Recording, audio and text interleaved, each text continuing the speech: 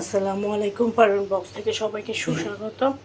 আজকে নিয়ে রান্না চলে আসলাম লটকি মাছের শুটকি দিয়ে পাঁচমিশালি সবজি দিয়ে রান্না করেছি, কই মাছ দিয়ে কচুর ছড়ি রান্না করেছি, কই মাছ ভাজি করেছি আর মিষ্টি কুমড়া ভাজি করেছি, ভাত। এই হলো আজকের খাওয়া। এখানে ভাত, মিষ্টি কুমড়া ভাজি, কই মাছ ভাজি করেছি, কচুর ছড়ি দিয়ে কই মাছ রান্না করেছি আর পাঁচমিশালি সবজি দিয়ে লটের শুটকি রান্না করেছি। এই হলো আজকের খাওয়া দাওয়া।